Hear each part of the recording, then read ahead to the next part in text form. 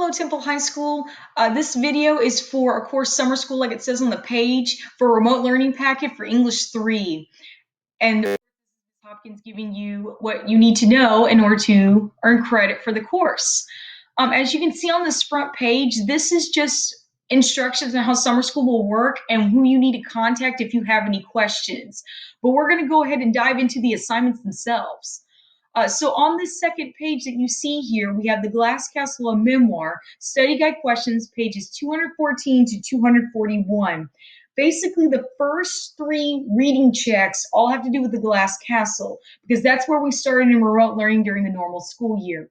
And as you can see, the school will either have to provide you the original book, like copies of the book, or the PDF version. But either way, you will have something to use to be able to read through the ending of the book and then be able to answer these these study guide questions. And everything is all multiple choice, and there's at least 10 questions per reading check, total of 3. As you can see as I'm scrolling through it. So that's the first reading check or study guide questions. The second assignment here, again, study guide questions, pages 245 through 271. Again, the same type of format. It's all multiple choice, but it still shows 10 questions per reading section. We just want you to make sure that you are able to understand what happens at the end of the book with Jeanette Walls and her family, and how do they survive through their homelessness. And of course, the third one right here, again, study guide questions 272 through 288. Again, this will take you to the very end of the book of, again, how Jeanette is successful as a novelist and journalist, how Lori actually becomes her own artist, how Brian becomes a police officer, and so forth. Just basically what happens to all the kids as the book ends. So that is all your first 3 essential assignments. It's all about the Glass Castle. Once you're done with those 3, it now transitions into an article called Life on the Streets. Basically, you will be reading about someone called Jose Morales and looking at homelessness from a different perspective, as in these are all true stories about these poor people who have gone through this experience. And so once you read about Jose Morales, you're going to be filling out this assignment right here, which is comparing the life of the homeless.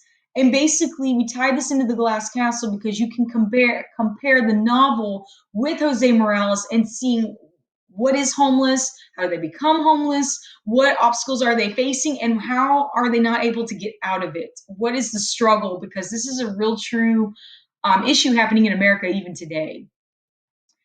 So once you fill all these boxes out, it now transitions into the last 2 essential assignments, which has to do with the next year or 2 of the pandemic article.